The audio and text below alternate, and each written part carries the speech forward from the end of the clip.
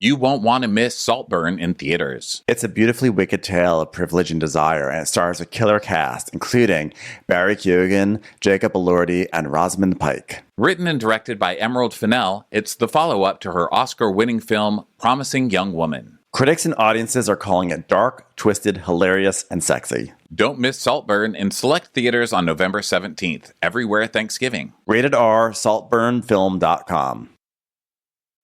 Audible lets you enjoy all your audio entertainment in one app. You will always find the best of what you love or something new to discover with Audible. Audible offers an incredible selection of audiobooks across every genre, from bestsellers and new releases to celebrity memoirs, mysteries and thrillers, motivation, wellness, business, and more. I love to read. I read with my eyes all the time, okay? I'm in bed reading.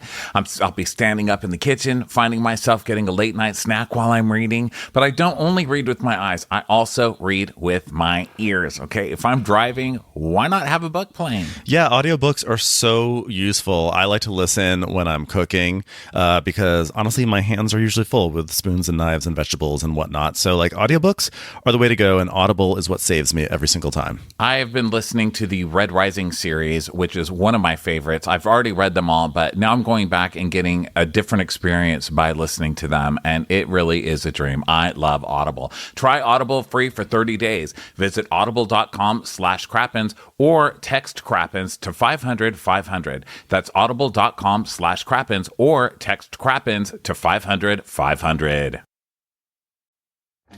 The mission: find handmade gifts that won't blow your budget. The answer? Etsy. Whether you need something for the home chef in your life like serveware and cookware, or style pieces like rings, clutches, and seasonal jackets for that trend-setting special someone, Etsy has it for all budgets. New to Etsy? Use code HOLIDAY10 for 10% off your first purchase. Maximum discount value of $50. Expires December 31st, 2023. Terms at etsy.com/terms. Etsy has it.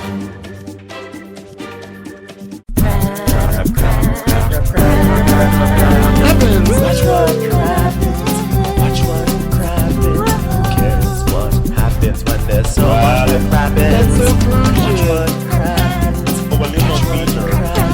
Who cares what happens when there's so much that crappens? Well, hello everybody, and welcome to Watch What Crappens, a podcast for all that crap we love to talk about on ye old broths. I'm Ronnie. Guess who I'm with? Ben. Ben's over there. Hi, Ben. Hi, how are you? Good. What's going on with you today? You know, it's the end of our week. Very excited to talk some Southern Charm. Love this show. It's so good. I'm really into it this season. What's going on with you? Gosh, what is going on with me? Really nothing to report, unfortunately. A pretty boring life, but thankfully I live mostly through the TV I watch, and it's been really good this week. It's been a great week of Bravo. So yeah, thank you, has Bravo. If you want to listen to all that, go listen to our show, okay? We've done 1 million shows this week, and we'll continue to do another million every week until we're dead. So go listen to all that. If you want videos, we are on Crappens On Demand. As usual, videos now for everything. So if you want to watch them, go over to Crappens On Demand and watch them. Okay, who's stopping you? That's at patreon.com/watchwhatcrappens. And let's get into this Southern Charm show. So it's a big one because it is the annual douchebag dinner at Patricia's house, where Patricia has all the men over and celebrates their douchiness. She just loves that in a man. She loves it. Yeah. Previously on Beta Fuck Fest in Charleston, South Carolina, a bunch of betas walked around and yelled at each other in the mountains, or as I call mountains, Beta Seas. As the guys' weekend got off to a chill start, things were even icier at Taylor's house. Look how emotional she gets. Look how her face doesn't move. Have you ever seen more of a dead fish of a human being in a face? Not me, okay? Got a lot of fire under her ass and tell her you cheated on her just to get any kind of emotion out of her. Do it. Do it, Shep. Hey, Shep. Previously, Shep said he was glad he cheated on Taylor. How dare you? See? Told you. Told you. So after Madison's previouslys, we settle on Paige and Craig waking up, and Paige's like, You know, I like waking up early here because you can really hear the birds outside. And I feel like New York City doesn't have any birds. We just have pigeons. I'm sorry. When I say pitches, I said we just have like cool things to do. That's it. Oh, yeah? Well, two betas don't make a VHS. I'll tell you that much. Get out of my scene, please. Okay, well, that's really all I get to do this episode, so I was just hoping to have a little more about babies, so. New York City doesn't have birds. We just have like fashion and sophistication. Do the birds talk in New York? She's like, I don't know, actually. I really don't know. I think they'd be more surprised that you talk, honestly. Fucking idiot. So then we go to Taylor's house, and she's throwing laundry in the hamper, and then some date chasers, which is super interesting. So hopefully she got a convert there. And then we go to Austen's house, and he's getting groceries at his door, and he's like, "What did drunk Austen order last night?" I'm serious right now. I'm quite literally unpacking groceries. I quite literally have no recollection of what I quite literally ordered from Instacart last night. So then we go to Patricia's house, and there's fancy music playing. She's wearing feather sleeves, chopping her pillows. And Whitney comes in. He's like, "Hi, Mother. I wore this shirt for you because I know that you hate the shirt." I'm going to burn that shirt as soon as you go out of town, which seems to be never these days. You will not find it when you come back. I'm going to put Randy in that shirt and light it on fire. It'll be the most entertaining thing that's happened around this house in ages. It's like when you threw away my comic book collection. No. I still have your comic book collection. It's in the storage bin next to that box that says things that I can give Whitney when he ever marries someone. So Shep just walks in. He's like, "Avon calling. Avon call. You guys hear that? That was a good one." And Whitney's like, "Would you like a drink?" "Sure, I'm in no rush." We know, Shep. Yeah, there's no such thing as deadlines in your life. What is a weekend? So Shep is like, "Oh, Patricia, you look excellent as usual. Green, it becomes you." "Thank you, you overgrown sack of barley." And Whitney then has to go make martinis because Randy's off for the day. So yeah, he's like, goes to the back. "Randy's off today. Has Randy ever been on, really?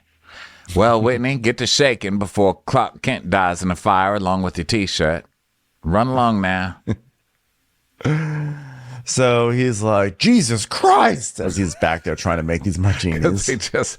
Michael came on the FaceTime last week to show them how to make these fucking martinis. And of course, it takes a cloth sack, a hammer. So you just hear Whitney back there like, "Zing, gong, gong. Oh, God damn it." It sounds like Mario Maker, you know, when all the little Yes. mushrooms are building a new part of the castle. So he finally comes out with these martinis, and then Patricia tries it, and it's like, "There's too much vermouth." "Okay, Whitney, how about we put you in a box next to your comic books up in the attic at this point?" Whitney doesn't know how to make cocktails. He has other charms. Money, of course. And also there's, well, money. I mean, do people consider glasses a charm? Because he's got those, which help him count his money. Which thankfully he's got as well. Well, he's got 4 to 5 useless degrees, and he's got his cousin's Serena's number in his iPhone, so we can call up, and they like to pretend they're doing MTV News from back in the day. But guess that's his charm, really, right there. Anyway, Shep, what's going on with you? Yelled at any ladies lately? When it's like, "Yeah, tell me about Lyndall. Tell me about that." Shep's like, "Well, I can tell you this much. I woke up next to Taylor, and the second I saw her, I said, 'Avon's calling.' We died. It was so funny." And they're like, "Good God, man." And she's like, "With Taylor," when he's like, "Come on, you can't just be leading her on." He's like, "I'm not. We just kissed. That's all we did." "Okay. Well, you know, I think I like Taylor, but she wanted a little more. I just don't want us backsliding again." Well, there are a zillion attractive young people in Charleston. Why this group has to sleep with each other is beyond me. It's like very incestuous. I don't get it. Mother, because we're trying to film a TV show. Oh, that's right. Okay, everyone go fuck each other. We'll take in the money over here. Anyways, the guys' dinner I do every year. So we see clips of that. Oh, look, everybody. These little pigs on the table. They're male chauvinist pigs. Well, I'm thinking that maybe we should try to elevate it for once. I'm gonna go to a chef who can cook menus from royal castles. He's a ratty looking man, but he knows how to make a Wellington like none other, and he'll tell you all about it, that's for sure. Love this guy. So get excited for Brett. He's coming by soon. Wait a minute. Isn't British food notoriously bad? Really? Finally, a whole population that can understand your teeth. And you're going to diss them? Really, Shep? Well, maybe in the places that Austen would eat at in Britain, but where I eat is a palace called Buckingham, so get out of my face, because I'm about to tell you about it right now. This is what they serve the royals, okay? I hate to drop names, but Princess Diana and Prince Charles and Edward and Albert and Victoria and Elizabeth 1, 2, 3, 4, and 5, all of them. I know them all. I'm friends with them all. Anyway, no one's been accused of being as distasteful as you, and you're still ordered constantly. Now, I hate to drop names, but... Fa-boom, fa-boom, fa-boom, fa-boom, fa-boom. Fa-boom, fa-boom. Whitney, pick all those names up, please, while I show Shep what a menu looks like. Turn it over, Shep. There's a handwritten menu on the back of this fleur-de-lis. When I was dining at Buckingham Palace, we brought in takeout from Wagamama. I sat down with Lizzie. We sat there and watched some old Wheel of Fortune up in the rich people lounge at Buckingham Palace, eating our soups. And you come in and this is what you see. You see a bunch of these are the Prince of Wales feather. And what you do is you go out to a window, you throw them at the poor people. They love it. They scramble for it, and you race to see which one's going to get to it first, the person in the blue cap or the red cap. It's a great time they have there at Buckingham Palace. Meghan Markle? Never heard of her. All right, now... here's a box, Shep. Now, if you can figure out what this is, I'll be impressed. And he's like, well, it says 9th of April, 2005, Prince of Wales and the Duchess of Cornwall. Prince William? Prince Charles, when he married Camilla. They sent me a piece of their wedding cake. It's been in the freezer for years. It's stiffer than Camilla's face. Camilla sent Whitney a nude once. Show him, Whitney. Show him. Yes, mother. Yes, mother. Okay, here you go. It said, come one, Cornwall. Cornwall. She really was born for corn. Kind of impressed. Madison, get out of here. Wow. Okay. Prince Charles, King Beta, as I like to call him.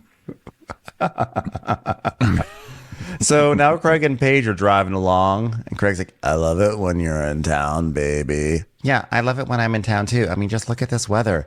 Yeah, I can't believe you have to go back to the airport tomorrow. I know, like 40 degrees and rainy in New York City. I mean, sophisticated and fashionable in New York City. Sorry, I get my words mixed up sometimes. So they get to the restaurant, and he's like, the bugs are biting my head. And she goes, Can you blame him? Everyone wants a little piece of that. Rawr. it's like, wow, it's like the nicest thing you've ever said to me. So they order, she goes, I love Sancerre. She goes,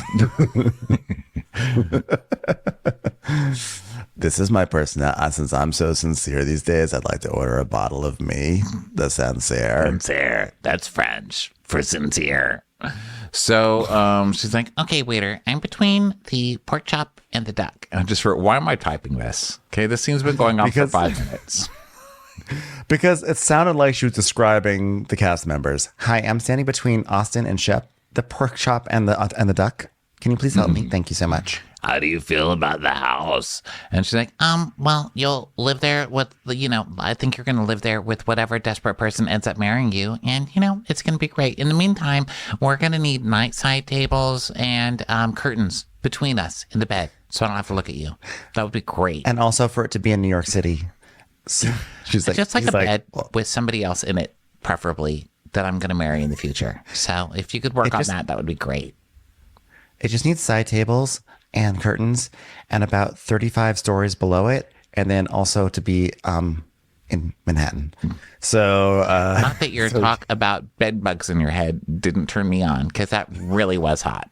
I hope I'm not making you feel insecure right now. is this you talking or is it the sensei? So he's like, I just wanted a place where you felt at home too. Oh, so you want to move to New York? Is that what you're saying? No, I just want you to come to the house and be happy. Well, I do think about like, OMG, like, what if I have a child right now? I'm not thinking, I don't want a child, but I got nervous for a second. I thought like, oh my God, I'm gonna have a child. I'm gonna have to raise it in Charleston. Like, how awful. Am I right? Well, I've always wanted a wife and children and a family. She's like, are you trying to marry me? Like, what the hell? Like, who you marry is a big decision, Craig. We've only been together a year and a half. Like, I feel like we're young. Well, you are. You are. Tom's a ticking over there. All right. So he's like, yeah, we've got to work through obstacles because, like, a lot of them are there by Paige and not unfairly. But, like, we have to live in the same place. Like, we can't just have a family and not live together. Yes, you can. I say you can. The hell? People do it all the Yeah, why time. not?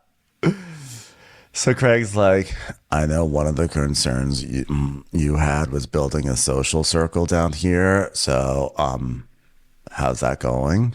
It's like fine. Like, it'd be nice if Bravo would like have a show based around me down here, because then I could probably make friends more easily. But like, I guess if I moved down here, I could get a car and like hang out with someone, I guess. I would love that. She goes, oh, yeah, if I had friends. Yeah, same. Let's be honest. Girls are the worst, and making friends in your 30s is just so different than making friends in your 20s because, like, you're 30 now. You know what I mean? It's just, like, totally different. Do you think that there are more gays than just Rodrigo and his husband? Because that felt like a good start for me, but I also need some follow through. You know, unlike girls, 30 is actually the best time to make friends with a gay guy. So... Do you think you could introduce me to the guys over at Southern Hospitality? I hear they have a bunch of gays on that show. So she's saying that she would really like Madison. You know, she's like, yeah, I really like her. Yeah. She's evil. We would bond. So He's like, all right, let's get you pregnant. so then we go over to Bubbles and Boobies or whatever the fuck. Leva's restaurant. Bourbon and Bubbles, which, by the way, I want to point that out. Bourbon and Bubbles, the spinoff of Republic. And so Rod walks in and he hugs Leva, and Leva goes, do you like espresso martinis? Because, yeah, we're sort of known for that. I'm like, your name is literally Bourbon and Bubbles, and now you're going to say that you're known for your espresso martinis? I say, no, I rebuke the espresso martini from there. You were incorrect. Not only that, it's like she's never had an espresso. I think she calls them espresso martinis, I have to say. And then I think she said that too. And then she goes, wait, how do I drink this without getting a mustache? Oh, I thought you were known for your espresso martinis. Yeah, get a straw, bitch. You don't know how to use one? Come on, or how to drink one? Come on, Leva.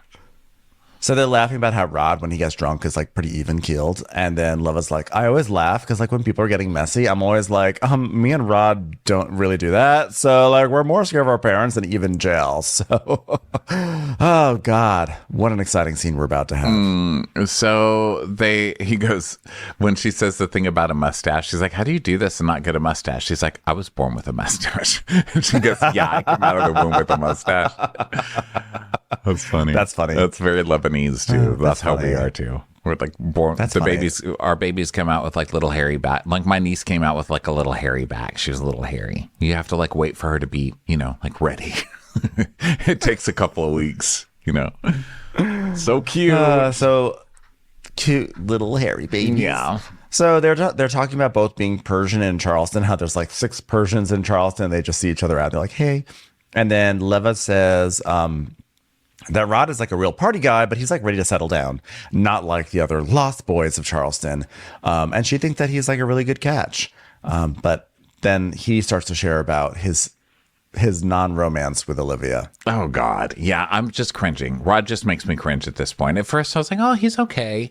And now I'm not a hater or anything, but I'm cringing. He's like, yeah, me and Olivia, like things were going well, but then I could feel something off, like she was pulling away from me. So I just kept buying more gluten-free bread.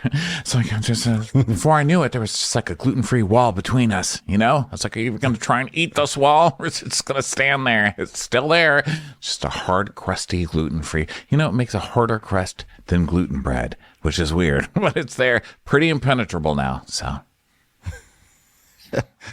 Yeah, so here's my take on it, Rod. From what I know about Olivia, there's like safety in "this is the devil I know" as opposed to "this guy doesn't eat salad." So, I think that like that might be her mindset right now. And like she probably thought Austen was like great when she met him. And then she realized through Austen that you can never trust men. They all are fucking liars. They're going to play with your minds and your hearts. And basically he ruined her for you and all the other men. So yeah, you should probably move on now. well, while we're cringing, let's just keep the cringe going and have a JT scene. So JT shows up at a park in his little toy Jeep. Is this a smaller Jeep than normal Jeeps? Because this looks like one of those electric toy Jeeps that people buy their babies on Real Housewives of New Jersey. It was like, yeah, it was like the Jeep that they drove on Real Housewives of New York to go to that bar. It was, when you go on the Paramount Studios tour, or at least when I went on it, they pointed out on their New York City set that there are different sized doorways. So they have small doorways to make people like shorter actors look taller. And I kind of felt like that's what this was for JT. He's like, let me scale down my car so I look more proportionate with it. Yeah, you're talking about like the Tom Cruise doors where they have like whole sets that Tom Cruise. I wasn't going to say it because I didn't want to get sued. But yeah, there's like literal doors for Tom Cruise at Paramount and really every studio that are like doors to make insecure short actors. I'm like, why would they be insecure as I'm sitting here like being like, JT got a small car so he looks bigger. I know. I'm always like, let's stop short shaming everybody. Shall we? Men don't have to be 6'4". This is ridiculous. And then I just continue to short shame like for 5 hours. It's been really fun, I have to say. I've never really been a short shamer, but here I am. I'm enjoying it. Here we are shaming JT. And you know what? I actually really like JT. I like him quite a bit. And here I am just making I don't. Making I fun feel of like him. he's like a pint of cringe at this point. He's really bothering me at this point. He shows up at the lake. That was a short shame. That was a little short Hey, shame right there. It was a little short Just shaming. came with the warning. You just slid it right in there. You slid that short shaming right in there. He's a pint of cringe. Yeah. So he shows up with a short Jeep, a little Jeep, and a picnic basket with 2 glasses of champagne in it. I mean, this guy's just... one glass. It was 1 glass and 1 thimble. Yeah, go on. And JT's like, wow. And Taylor, of course, dead-faced Taylor comes. And he's like, so I don't know if you can drink in a park, but fuck it. Okay, you're a lady. I'm sorry I said fuck in front of you. That's terrible. Whoa, got some meat. You want to look at it? Look at that.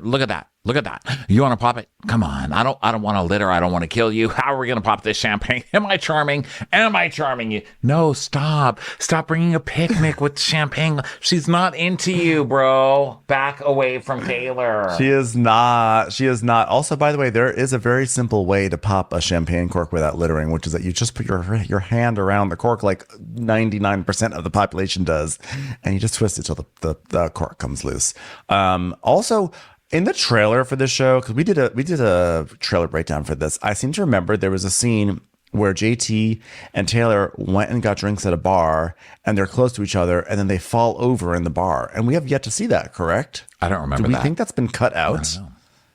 I don't know. Wow. It seems They're really weird selling because them it's short. like chock full of super action-y scenes this season. So I don't know. I mean, that whole 10-minute section with of them Rod. fishing last week was...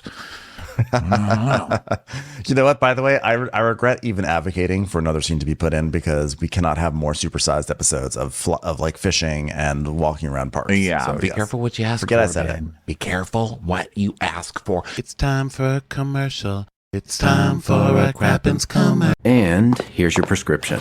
I know just the pharmacy to get this filled. Who are you? A pharmacy benefit manager. A middleman your insurer uses to decide which medicines you can get, what you pay, and sometimes even which pharmacy you should go to. Why can't I go to a pharmacy in my neighborhood? Because I make more money when you go to a pharmacy I own.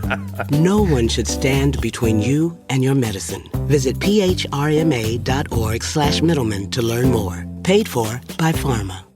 This episode is brought to you in part by Purina. The holidays are here. It's such a fun and festive time, and also a great opportunity to reflect on all the things we're thankful for. And if you're like most people, your pet is somewhere at the top of your list. Purina is dedicated to creating richer lives for pets and the people who love them. From helping older pets think like their younger selves, to making cat ownership a possibility for more people than ever. Purina is helping pets live longer, healthier, happier lives. Your pet gives you so much the whole year round. So this holiday season, treat your pet with Purina Treats. Best-in-class nutrition, unsurpassed taste. From dogs to cats, Purina has you covered for all your treat needs. Your pet is Purina's passion. Head to Amazon.com/Purina to learn more.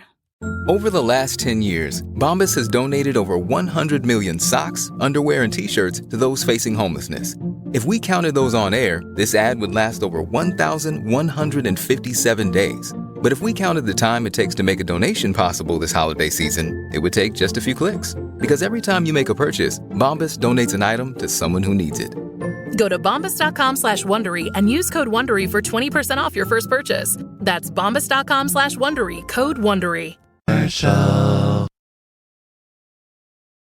So JT's like, she's very social and I'm very social. And so it just so happened we started hanging out in downtown Charleston and we went to Europe together with some friends. God, you were so creepy. That's not what happened. You went to Europe, you rented a home to see the Open or whatever, and then you invited Taylor to come for free with her friends. Don't make it sound like you and Taylor went to Europe together and also invited some friends. You're creeping me out at this point, and I suggest Taylor stop talking to him. Well, since I like him, that means he's inevitably going to be terrible. So that way, it's all the worst people on Bravo. There's a trail of me advocating for them on this show. So I'm getting stalker vibes. Congrats. Yeah. Well, I mean, I do love this. It's like a love triangle, but it's actually a love rhombus. But like his side of the rhombus isn't taken very seriously because he's like in love with her. So he's like, well, I'm going to toast to you for surviving the mountains. Yeah, it was surreal. It was a surreal moment when Shep said that thing. He was like, yeah, it was hard to watch.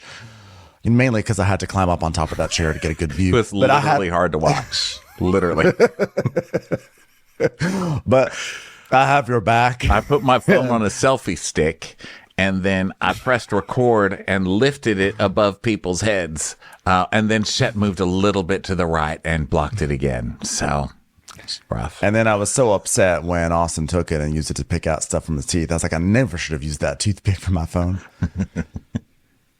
We're terrible. This is like literally the worst thing we could be doing. Well, what are we supposed to do? Go get a life? I mean, come on. No, this is it. Do something. So have you ever had that moment? I'm sorry, this has nothing to do with anything, but have you ever had that moment where you're sitting there thinking about your life and what you've done in your life, and like, if you're even like doing anything worth it?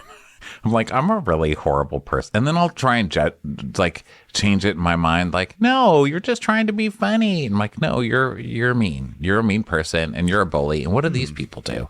They've literally done nothing to me. And I just sit there and I bully them. What am I going to say? Like, if heaven's real and I go and I'm standing at the pearly gates and they're like, well, what have you done? I'm just going to say, talk shit about people literally every day.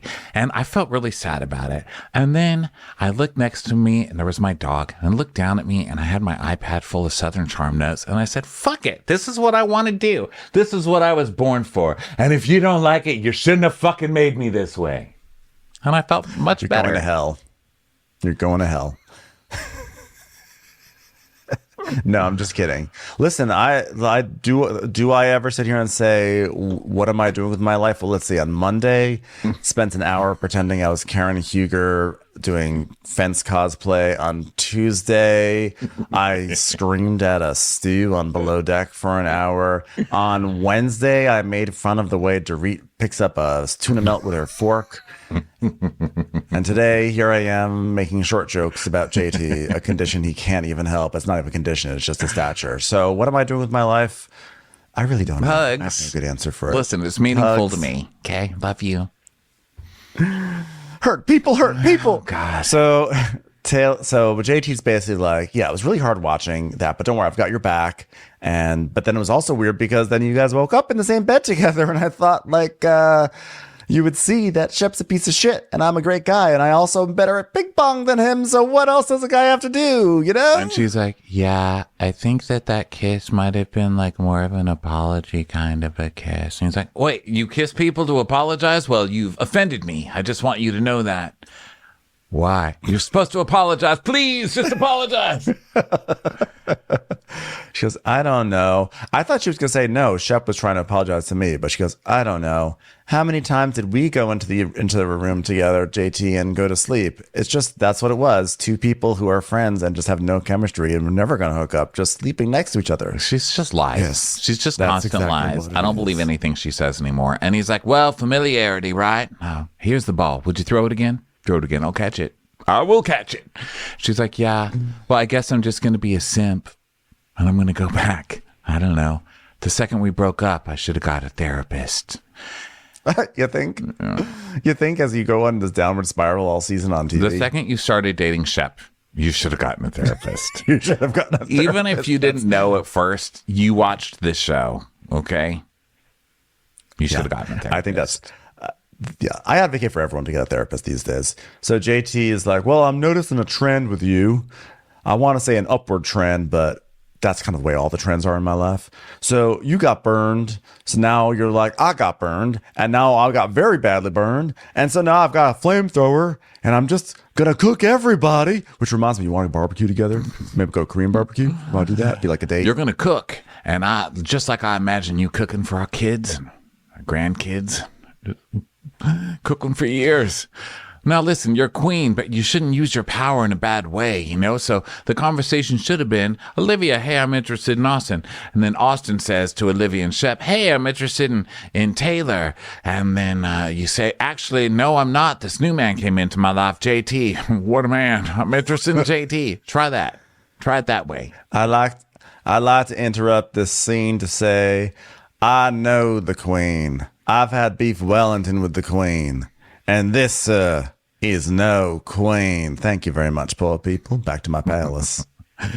So she's like, yeah, but I mean, I can't really blame Austen because like I caught him off guard. That's the thing. And JT's like, wait a minute. So you initiated it? I'm confused. She goes, yeah, I initiated it. And he goes, wow, that's a bombshell. She goes, yeah, I take full responsibility for it. He's like, whoa.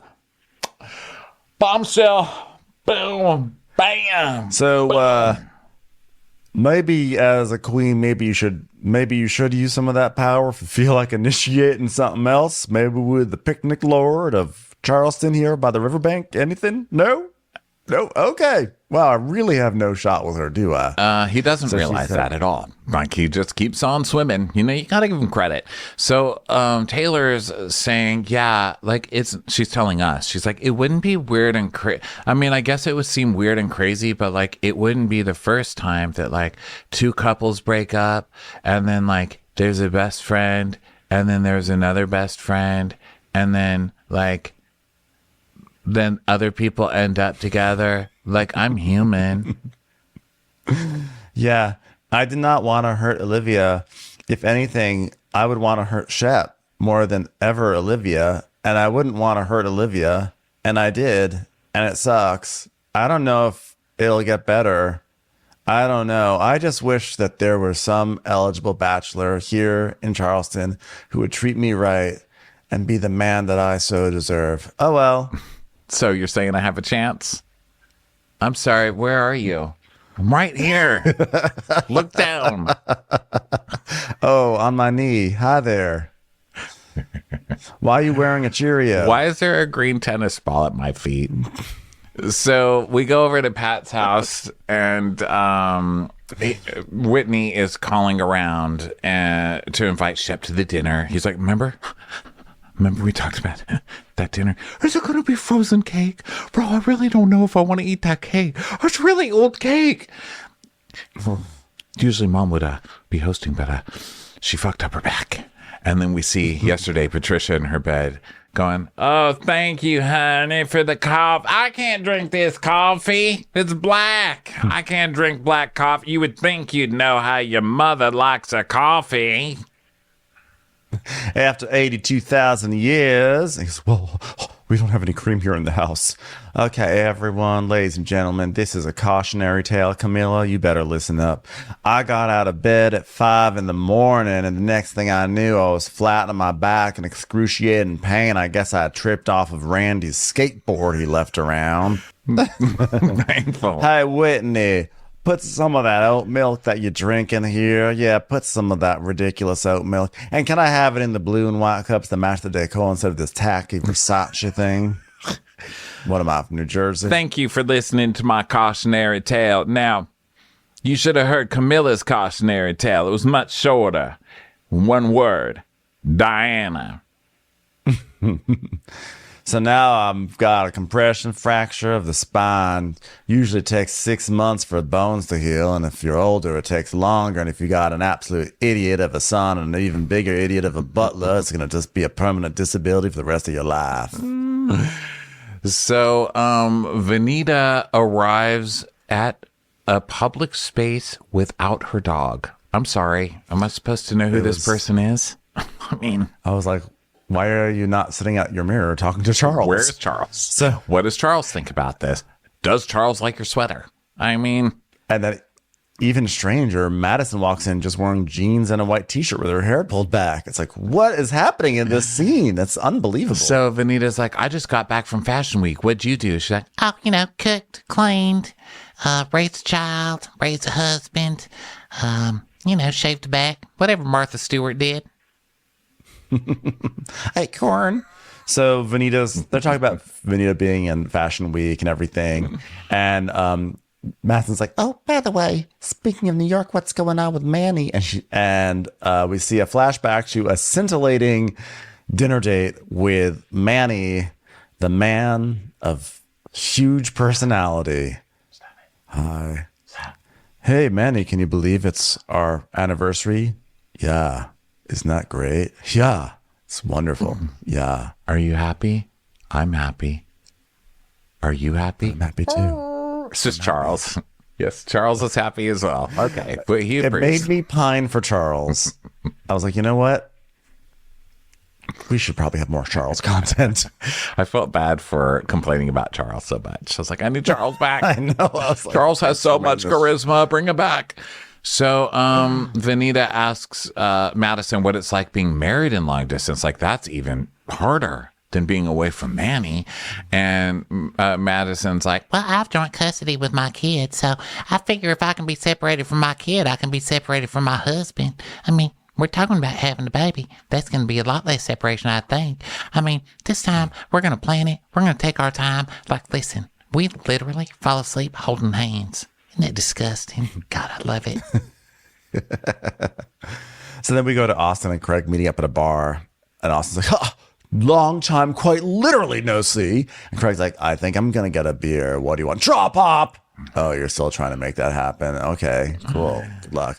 Well, you know what? This place is really cool. It's like an island. I want to live on an island, like an alternative lifestyle. Yeah, I would be happy living on an island, bartending for the rest of my life, just tossing bottles and spinning them around and being like, Aruba, Jamaica, ooh, I want to take you. Bermuda, Bahama, come on, pretty mama. Key Largo, Montego, baby, why don't we go to the Kokomo? We get there fast and then we take it slow. That's where we wanna go. Way down in... What was I singing again? I hate this island.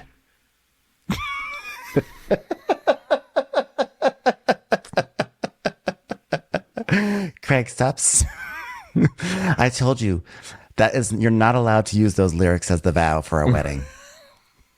So Austin's like, look, I got 2 texts from Olivia. I mean, wow, I don't even know why she just keeps texting me. Austen is such a disgusting person. Every time I see him, he infuriates me. So you're gonna start this whole, Olivia, we have so much trauma in common. Let's be close. And then she's text you, and you are sure to bring it up on TV to make it sound like she's totally after you, and you don't even know how to deal with her because she just can't stop texting you. You are such a fucking pig, dude. At this point, it's a disorder. I don't even think it's douchiness at this point. It's beyond that. It's actually medical. It's medically termed douche disorder. He actually has douche disorder.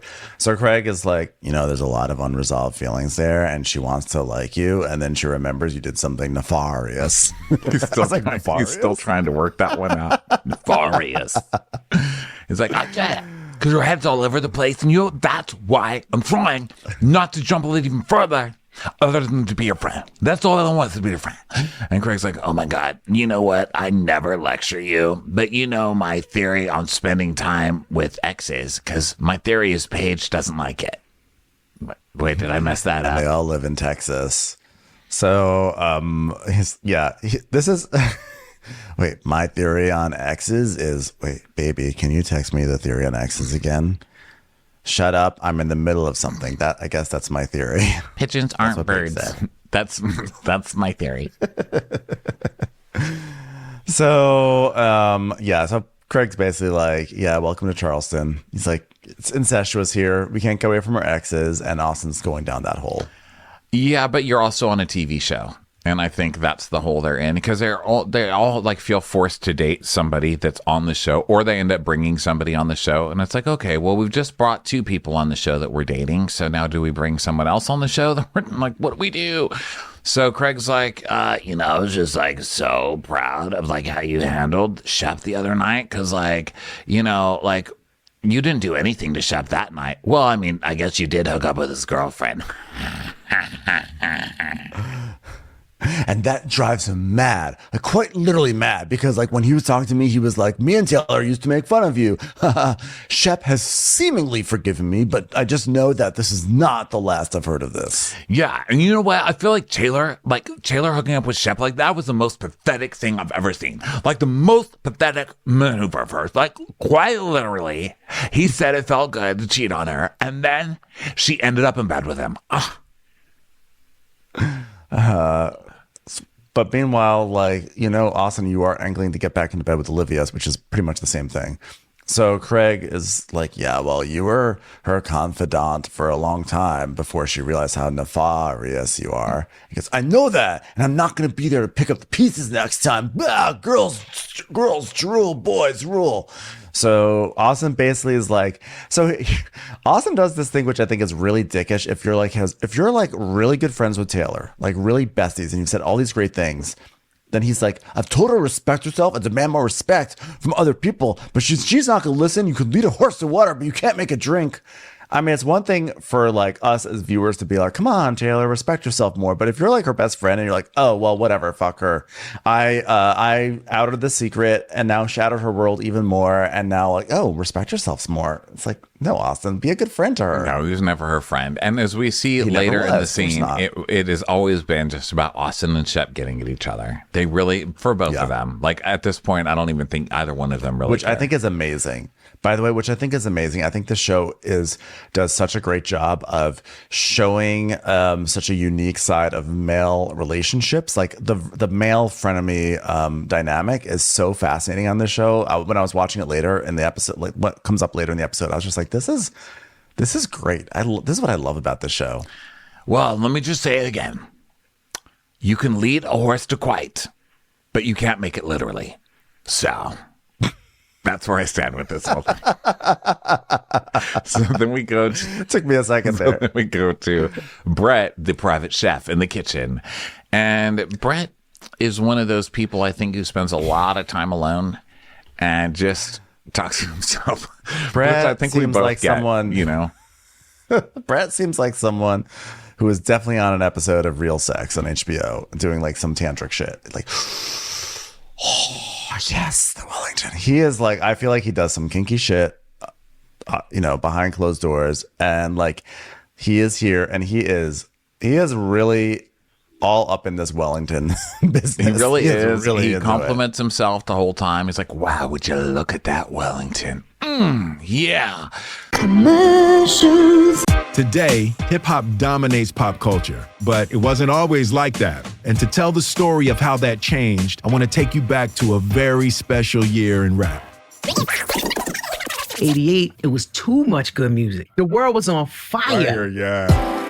I'm Will Smith. This is Class of 88, my new podcast about the moments, albums, and artists that inspired a sonic revolution and secured 1988 as one of hip-hop's most important years. We'll talk to the people who were there. And most of all, we'll bring you some amazing stories. You know what my biggest memory from that tour is? It was your birthday. Yes, and you brought me the Sade life-size cardboard cutout.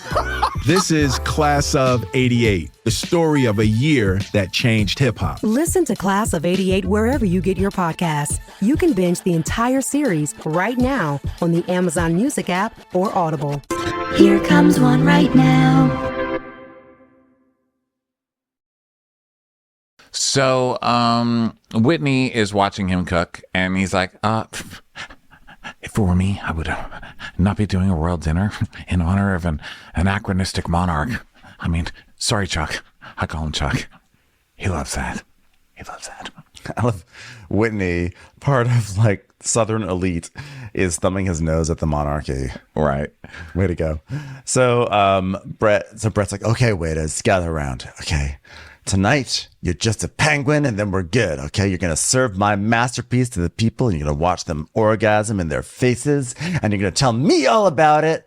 And you'll be so lucky you had this experience because I'm not paying you shit. You just get paid with memories. Brett memories. There's like 6 waiters there. This is crazy, okay? So that's how they do it over there. So Whitney's like, I've been to formal dinners. You know, been lucky enough to go to a lot of them, but I'm not usually the host of them. So it's nuts. So he has to call Patricia in bed. And he's like, do I put the centerpiece on or off the table? She's like, you can't have a nude table. You have to send pictures of it all over Charleston.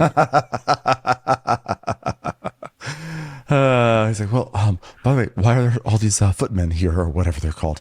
It's a British technique for serving dinner that you see in Buckingham Palace, a place you'll never be invited to. It's the proper way to serve. A waiter for every single person, which just shows how wealthy you are compared to everyone else. Unlike the women in this town, there's a waiter for every man. Wait, what am I trying to say there? Unlike the men to the women ratio. You know what? Let's just edit that out. A lot of gay Go ahead sex. and edit that out. Thanks. Thanks, Hilda. Okay, so...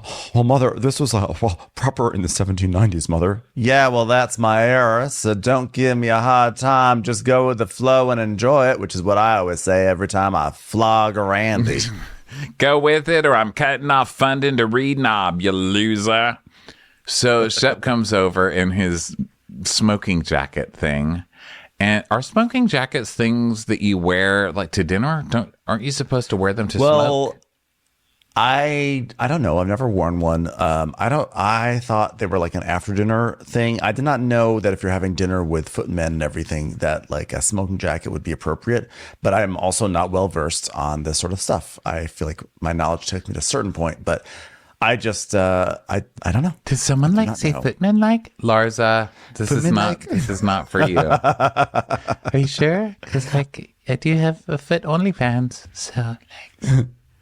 So interestingly, like JT and Rod were not invited to this, but Rodrigo was, which makes sense because Rodrigo definitely strikes me as more of like the waspy type.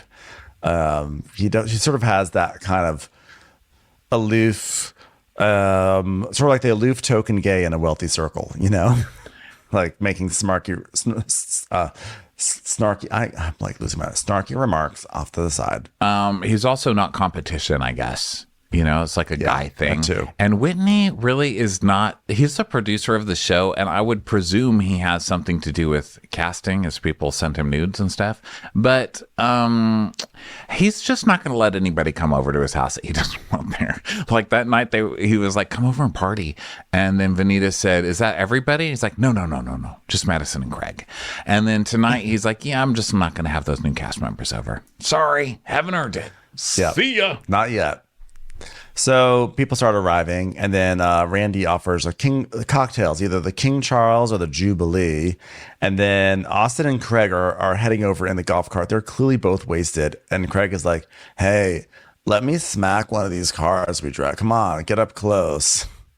do you want your hand, Craig, or do you not? Craig's wasted. That sounds like a great idea. Craig's wasted already. I want to hit a car. And then Randy comes out. Every time I see Randy, I think, who hurt Martin Sheen? Because he just, he just looks like a terrified Martin Sheen. So then when he's like, Mom texted and she said, put a wee pad down on this white sofa for when Craig sits down. It's a good one, Mother. Mother, it's a good one. It's funny. It's funny. Rodrigo's like, yeah, for some reason, Austen and Craig were drinking blueberry wine. Ha, ha, ha. I mean, and then we went fishing, and then Craig said he's already approached the line of asking Paige about marriage. I mean, I guess she's got kind of, gosh, cold feet. Oh, that was hilarious. That was hilarious, man. You know, she might have a different plan for her life other than the white picket fence and the pool that's never ready. Hey, who's calling? So Craig's like, we're here, bitches. Craig just enters the scene shit-faced, swings the door open. And you can cuts to Shep, and Shep's foot is vibrating more intensely than we've seen all season long. Yeah, that Shep stress foot because Austen's there. His competition. By the way, Shep looks like absolute dog shit. He's puffy. His whole face is puffed clothes. He looks like he just woke up in an alley on his face. He's red-faced. It's not going well for Shep, guys. So he's already pissed. And so Austen comes in and they both, give pissed off energy. And Austen's like, Austen's so fucking, I can't with Austen's like, so you going to offer us something? Is someone going to offer us something? It's like, Jesus Christ, calm down. That's all he does is come in here. I was like, are you going to give me anything? It's multiple times now, Austen. Yeah, new money. So then Shep is like, hey, Garsh, hey, Austen, Taylor's dog Penny's at my house and her car's at my house. We had lunch today together. It's just like, that's all he had to say was basically to like brag about proximity. Yeah, he's trying like he won. He's like, see, Taylor's at my house. He's so sad. It's so transparent. So then Craig is like, so did you not hook up in the mountains? No. Well, gosh, we made out and then I passed out and then she came in 20 minutes later and then tried to wake me up, but I was like, blah, totally innocent. Austen, why are you so quiet? He's like, I'm just quite literally reveling in y'all's company. So, and then Shep and Austen just kind of look pissed off at each other. And then, let's see, Brett pulls the Wellington out of the oven. He's like, perfect every time. Am I talking about me or am I talking about the Wellington? Turns out it's both. How did that even happen? I was like, what is this one random line about Brett? That was it. Brett's like, yeah, my Wellington fucking nailed it as usual. Yeah. So now Shep's like, gosh, Craig, we gotta hang out. And Craig's like, well, I'm not gonna lie to you, Shep. I've been something of a nefarious hermit lately. Yeah, no shit. I mean, I don't hate it, man. I really like staying in because it gives me hold on, Paige told me what I should say.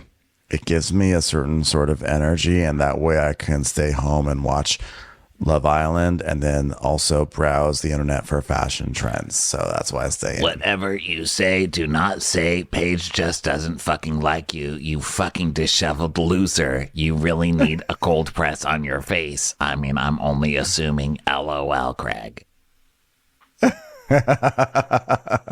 Oops. So, yeah, it's, by the way, hilarious and blatantly obvious that Paige does not like Shep whatsoever. Like the fact that they're like not hanging out, like that is evident. Yeah. And so he's like, yeah, well, here's the thing. We just, she's like, Craig, I'm 30 years old. He goes, so you can't go out anymore? I mean, I'm 43. You're fucking pathetic. Okay. I think that's one thing all viewers of this show can agree upon. Okay. It's not doing you good. So Craig's like, well, is there a world where you get to know Paige in a world that's not through nightlife or with someone whose name is just Paige, but it's not actual Paige? Because I don't think she'll ever speak to you. Gosh, yeah, but you have to initiate it. Oh, okay. Well, sure. And he's like, you know what we should do? We should all travel somewhere. Wait, guys, this might sound crazy, even though we do this literally every year, but why don't we take a group trip to Jamaica? Ooh, I want to take it. That was a callback. Craig, seriously, shut the fuck up. I can feel you singing Kokomo. Please stop. Craig, more like Cocono. Okay, stop it. I told you 5 times, no more singing of that song. So they're like, let's do a weekend in Jamaica. And then we cut to Brett going, oh, yeah, perfect Wellington. And guess what? It has been for 50 years. He's so excited about the Wellington. So then Whitney hits a gong, and Craig's like, I think I just heard a gong. It's like, yes, you did. So they all sit down for dinner, and Whitney has spelled Austen's name card Austin, which is not how you spell his name. And I was like, how do you spell my name wrong, you fucking asshole? Quite literally. Oh, it's insane right now, Madison. So then the waiter parade comes in and serves them, and Austen goes, I went to the Ritz-Carlton, and this is totally how they serve. To the left, from the left. That's how they did it. Well, everyone, congratulations. You're in my presence. I'm Brett, the chef. And in 1974 in Buckingham Palace, your mom, Whitney, Miss Pat, she had this meal. This is your perfectly cooked, instantly iconic. You'll always remember it as Mr. Brett's great creation, Beef Wellington. Enjoy. Yeah. She had this at Buckingham Palace, and between dinner and dessert, she slut-shamed Camilla and handed a sketch of Catherine to the royal guard in case she ever tried to show her face in London. Enjoy, boys. Thank you. Enjoy. Oh, wow. Good food, good meat. Good God, let's eat. I possibly had sex with Taylor today and Austen didn't. Oh, well. Let's eat just the way I ate out Taylor today. Just kidding, but maybe I did. Oh. So Rodrigo's like, so Austen, were you excited for the footmen? He goes, no. Were you excited for the footmen? He's like, well, there are a few good looking ones. The footmen are still like there walking out. Yeah. While he's saying this. Can I tell you what I was not looking forward to was watching Austen eat, but let's do it anyway. As Austen chews his food to the front of his mouth while it's open and spewing everywhere. Why are we subjected to this every single fucking time? Oh. Did you know that you usually only get beef Wellington as a past hors d'oeuvre because no one puts the time into it for a full size serving? You'd find all that stuff and more in my new book. Well, Wellington, it's not just for the beef anymore. Soon to be published by Slowing Down South imprint. Wellington, nefarious or not? I actually have a pillow that looks like a slice of beef Wellington. It sells really well. Ington, get it? Okay, so what are we talking about now? So just like making some small... No, not you personally, the show. No, you should ask what I'm talking about because I'm like singing Kokomo and making up strange stories with Greg. So they ask Whitney, like, what did you hear about this trip? And Whitney's like, not much. I heard from the editors we have about 9 hours of bad fishing. So I'm looking forward to the bay on that one. And Austen's like, let me guess. You just heard one side of Shep's bullshit. And Shep's like, oh, yeah, because you're so impartial, Austen. And he's like, yeah, well, Shep had some, Whitney, Shep had a fucking rampage, okay? A fucking quite literal rampage. Quite literal. He got whiskey mittens. And Shep is like, Austen, you don't have a big leg to stand on with this one. No. You don't have a big moral leg to stand on with this one. So you kind of deserved a little derision from me. You did ostensibly cross me, and I chose to be a gentleman and gracious about it. You did ostensibly cross me. Oh my God. Austen's like, and I was impressed by it, even though I don't know what ostensible means. And so then, well, you didn't choose to be a gentleman. You were like, I don't know how the fuck to deal with this right now because one of my best friends hooked up with my ex. And it's funny. I have a theory about exes. Does anyone want to hear it again? Hold on. Let me scroll to a page text. Stop singing Kokomo, you fucking idiot. Sorry, it's going to take me a minute. No, listen, you need to say, like, I don't like that you hooked up with Taylor because bro code, you know? So, like, you're not telling him things that's on your mind. So tell him, this is crazy. And Austin's like, you know what? I feel fucking bad. I've been trying to atone for it. How have you been trying to... How have you been trying to atone for it again? Yeah, how is that? I've not seen that. Shep's like, and I'm the one that should be mad at you, and I'm like defending you inside my head. And then meanwhile inside, Brett's like, he's torching a meringue around a baked Alaska. He's like, yeah, goddamn, that's pretty fucking good. Oh yeah, yeah. I'm like, you know what? I do appreciate that he served a dessert that looks like Camilla Parker Bowles' hair. Now that I think about it. Actually, when Patricia was talking about her earlier, they showed a picture of her with this crazy hat that like has spikes, but it's like spikes being blown in the wind and melted to the left. And that is what this picture looks like of the big. You know, I did once encounter Camilla Parker Bowles. Did you ever know that? No, is this true? This is a true story. I was in London with my friend Jason, my friend Matt. Matt went off to go see a Kylie Minogue exhibit at a museum, which was hilarious. And then Jason and I went to the Tower of London, and there was so much security, and we didn't know why, but we're like, ugh, there's so much security. We were basically like, it was 2007. We were just like bratty gays, like, oh my God, there's like security here. This is stupid. We just want to see this tower. It's not even a tower. It's just like a courtyard. Ugh. And so we're like walking through, and there's just so many people there, and we're trying to go see the crown jewels. That's a big thing that they have at the Tower of London, is like you go to see the crown jewels. And so we're trying to get to the crown jewels, and there's like a beefeater, you know, like one of these like guards who's like, can't walk over here, but he's like British, like, you can't walk over here. So we're like standing at the front of this line trying to get across this path. I'm like, oh, why do we have to wait? This is stupid. Like, we just want to see the crown jewels. I can't believe that we thought there's gonna be some sort of performance or whatever. And then we see that this path is leading up to a doorway, and we're like, oh, who's in there? Tony Blair. I mean, we're really saying these things, and we're saying it out loud too. Like, come on out, Tony Blair. So the door opens, and out walks Prince Charles. Prince Charles walks out, and it turns out that it was Visit Britain week, and like all the royals were going to all the tourist destinations. So Prince Charles walks down this path inches from me, and like there was Prince Charles, and it was shocking, and I was like, oh my God, it's Prince Charles, it's Prince Charles, it's Prince Charles. And then Camilla Parker Bowles came out also, and then she had a big floppy hat, exactly how you described it. It was this big feathery thing, and I just remember seeing it from like across the courtyard, this big floppy Camilla Parker Bowles thing, and it was literally the most exciting thing that ever happened to me. It was so cool. God, I'm really actually disappointed in the story. You should have put out your foot, tripped him, and said, that's for Diana, you fuck. It was actually great because while everyone was like swarming Prince Charles and Camilla, we got to go see the crown jewels, and there's normally a huge line for the crown jewels. It's so big that they have like people movers in there, so you can't even like waste time. You get on the people mover and it just glides you by, and we got to go through like 3 times because of Prince Charles. So worked out. It's great. Wow.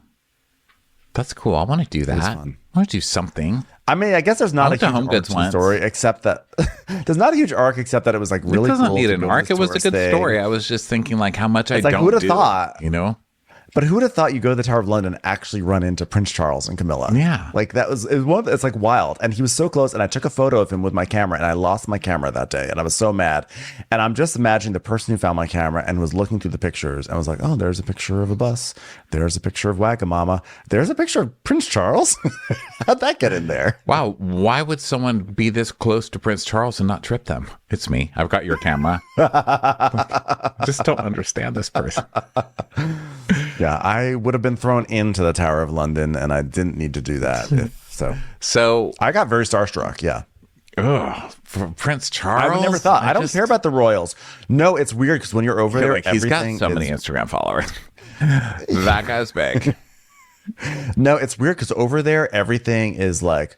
At that time, obviously, Queen Elizabeth was alive, so everything was like Her Majesty's this, Her Majesty's that. Like the royal family is actually everywhere there. It's like on everything, and you get caught up, and you sort of. It's like this to see this person who is like this figurehead of this society. It's like I was shocked at how bubbly I got. I just remember fumbling for my camera and like shaking, and I'm like sort of embarrassed. But that's what happened. So I love it. But I did not.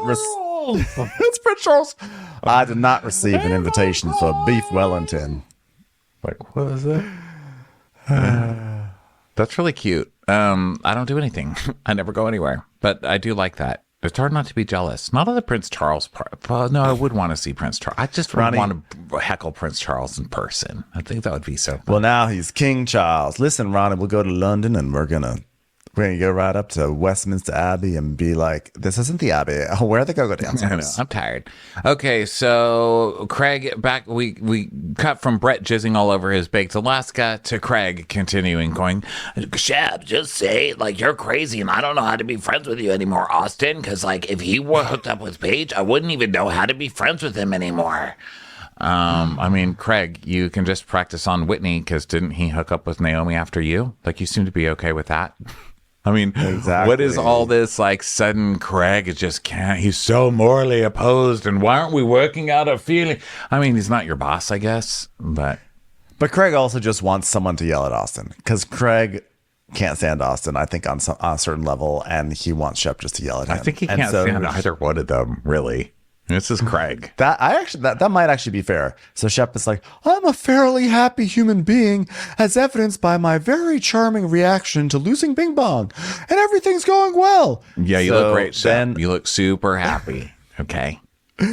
Yeah, Shep has now tripped 5-foot men with his shaking foot. You look like the human. You look like the human embodiment of like the flu virus. Like you look like that commercial. It's like, puffy head, stuffiness, so you can rest medicine. What is that? I don't know, but I like the Paige narrating it. NyQuil. The sneezy. Sneezy, sniffling, up late at night, stuck in bed with Craig in Charleston. We have to know what this is. This is going to make people... Isn't this like the second time we've gone down the NyQuil path? This is the nighttime. Also? You are at the nighttime sniffling, sneezing, coughing, aching, stuffy head fever, so you can rest face. Okay, please rest. The Shep Quill creation story. What's the Pepto-Bismol thing that's like diarrhea? Oh, heartburn. What is it? Pepto-Bismol song. Dun, dun, dun, dun, nausea, dun, dun, heartburn, dun. indigestion, upset stomach, Diarrhea. Charleston. Now that's a song I can get behind. That's basically like, that's my version of Kokomo. Diarrhea. Down in Kokomo. Kokomo. Aruba, diarrhea. Okay. Reel it in. Kokomo. Oh, okay. gosh. So the waiters come back to clear the plates, and Austen starts going, command them. I'm like, okay, I'm mortified for you right now. Yeah, me too. By the way, I just want to say, Chef Brett, I mean, he is hilarious. He's a character, but damn, did that food look good. Oh my God, that Wellington looked delicious, and the baked Alaska looked perfect. It's incredible. Oh my God, Chef Brett, you can come here and cook anytime you want, and you can talk to yourself and amp yourself up any way you want, because you, sir, are skilled. Yeah, I wish he had come out and presented it first, even though we got to see it on TV. I was like, wow, how could you even cut into that? I mean, it was just he should have. It was so nice. And he also should have explained the concept of it to Craig just to see his brain explode. So it's ice cream that you cover with meringue and put in the oven. What? Ice cream in the oven? What? I mean, honestly, I don't really get it either. But God, what an amazing thing. I'm really hungry. So Craig's like, yeah, you know what? They bury shit because they're boys, and that's what boys do. And Shep's like, I do not hold things over people's heads unless it's money or marriage or the promise of future children that I'm never going to give you. And Craig's like, stop saying it doesn't bother you, because if someone hooked up with your girlfriend, you're allowed to be mad. And that's the truth about it. You're not a fucking superhero. You're allowed to be mad. And furthermore, there's a sale at Zara. Do you want me to pick anything up for you? Oh, sorry, I read too far in the text. Shep is like, I think I proved that. And Rodrigo says, I'm going to go hang out with the waiters. They're much more interesting. Hi, boys.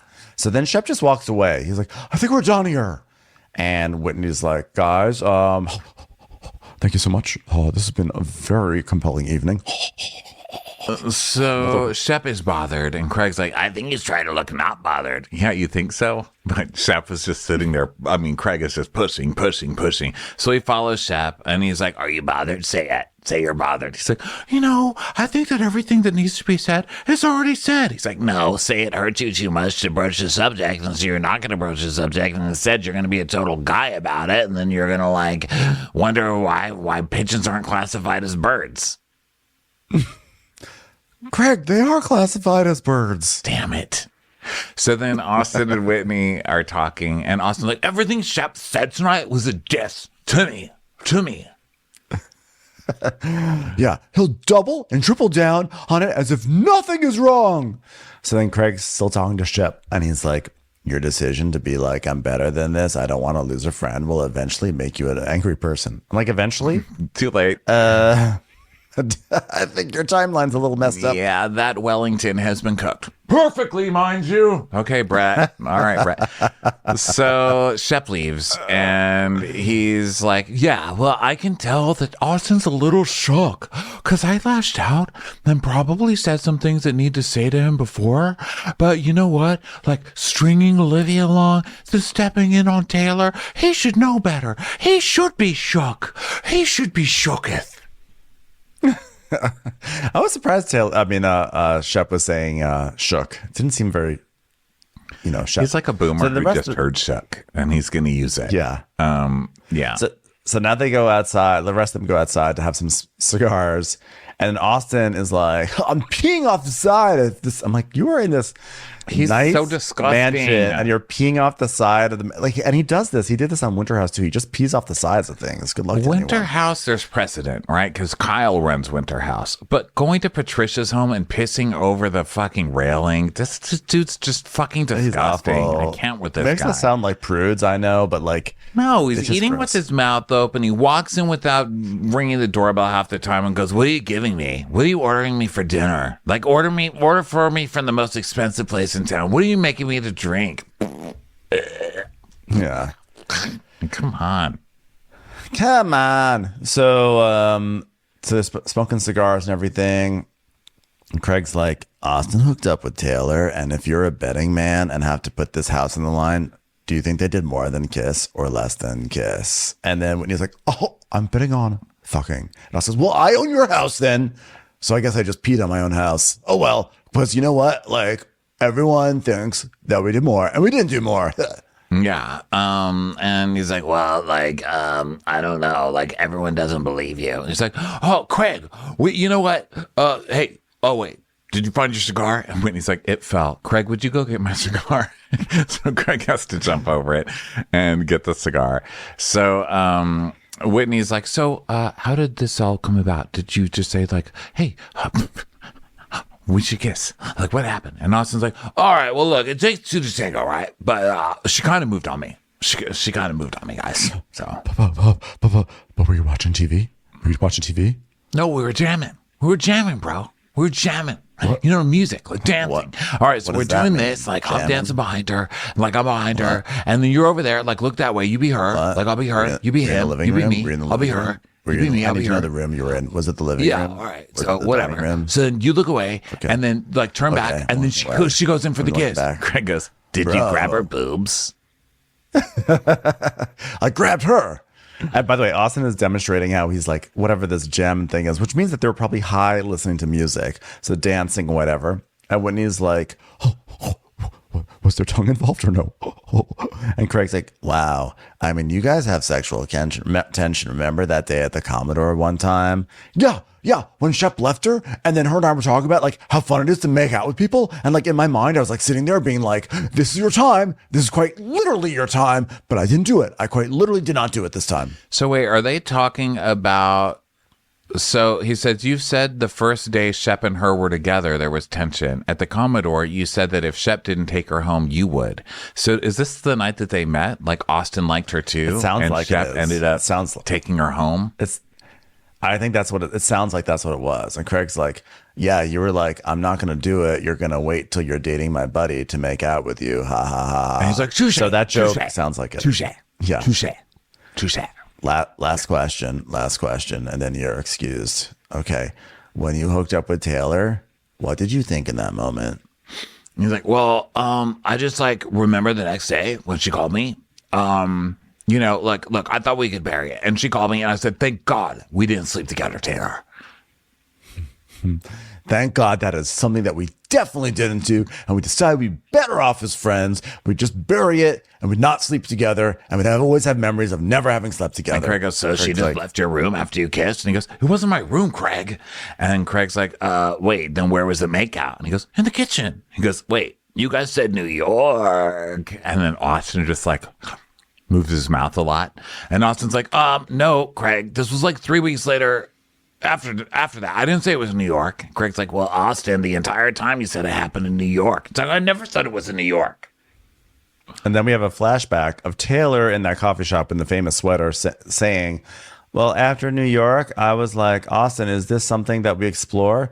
But by the way, she says after New York. So I don't understand that. So it sounds, I don't know, because at first it sounds like she's backing up what Austen's saying, that it wasn't in New York, but after New York, she said, is this something we explore? But does that mean that they made out in New York? And so she said, after New York, this is something we should explore?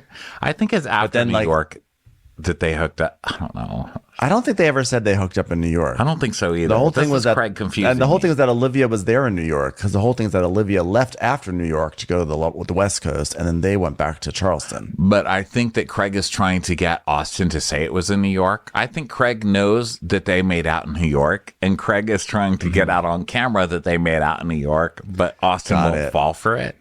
Does that make sense? Yes, Austen that's is smart. still sticking to his story that no, nothing happened in New York. So Craig's trying to trick him into it. But what's also clever from Craig is that he has a backup plan. He goes, well, regardless, the sleepover that you had recently, that happened recently. So that would mean that you kissed in New York and then you had sleepovers recently. And so you're telling me that you've already kissed a girl and then you're having private sleepovers and you're not going to make out again. And by the way, they also said they love making out with people. Craig has a point. Well, so we see a clip of JT 7 weeks ago saying, we all went back to your place. You let me leave. And then it was just the two of you the other night. So there was that where they did the spend the night thing. But it still doesn't mean they kissed in New York. It doesn't. But it's basically saying like, Craig is basically trying to suss out that there's something more happening and there's a cover up and that the truth is out there. So Craig is like, you did something fucked up, Austen. It's funny. The truth is out there, like the X-Files, because that was Shep's ex. The X-Files. I like that. I like that. So Austen, like, we did it once, Craig. Deal with it. He goes, you did something fucked up, Austen, which Austen knows, but I don't know that you're going to get these details. Although Austen is the biggest confessor. He loves to confess, and he loves to be like, oh, man, I'm sure a bad guy, right? So, well, he confesses and then he throws someone else onto the bus and then they take all the heat. Like Taylor right now. Not saying that Taylor doesn't deserve heat, but Austen is getting off scot-free. Yeah. He really is in this whole thing. And it's all being turned into like, look at what Taylor did. Taylor's not to be trusted. Da, da, da, da. It's like, Austen's not to be trusted either. Yes. It's disgusting. Never. Pig. Gross. Wow. What a great note to end the week on, huh? Yeah, that was super fun, everybody. Thank you so much for being here. Really fun. We'll be back for like another million shows next week. We're excited. Watch Married to Medicine this week. We will be covering that. I guess it's coming out Sunday or Monday. Who knows? But we'll be back. Appreciate you being here. We sure love you guys. We'll talk to you when? Next time, guys. That's when. Next time. Bye. Next time. Watch What Crappens would like to thank its premium sponsors. Ain't no thing like Allison King. Ashley Savoni, she don't take no baloney. Strolling the park with Caitlin Clark. She's not just a Sheila, she's a Daniela. Itchels. Aaron McNicholas, she don't miss no trickolas. She's never scary. It's the Green Fairy. Jamie, she has no last namey. Hava Nagila Weber. Know Your Worth with Jason Kurth. She's the wind beneath our Jennifer Wing. Sip some scotch with Jessica Trotch. She's always supplying. It's Kelly Ryan. Kristen the Piston Anderson. Let's give a kisserino to Lisa Lino. Megan Berg. You can't have a burger without the Berg. The Bay Area Betches.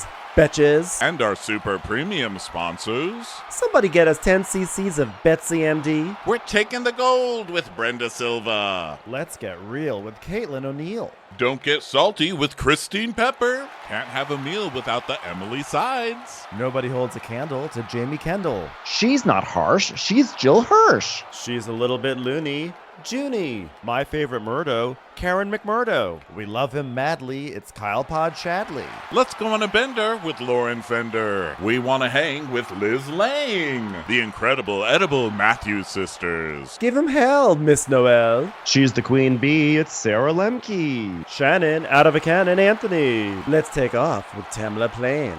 She's quite the catch, it's Victoria Cotchett. She ain't no shrinking Violet Kuchar. We love you guys. Hey Prime members, you can listen to Watch What Crappens ad-free on Amazon Music. Download the Amazon Music app today.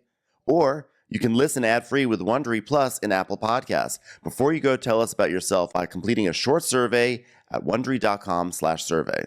It's almost that magical time of year. Speaking of, what's your favorite Christmas story, Ben? Hands down, The Grinch. Same. It cracks me up that he hates all the merriment. Right, and he steals everyone's presents. But then it's like so heartwarming at the end when like the whole town is still singing and he realizes that there's more to Christmas than just gifts. Oh, I know. It hits me right in the feels. Best part is, Wondery has a new podcast starring The Grinch, and I think there's someone who wants to tell you more about it, Ronnie.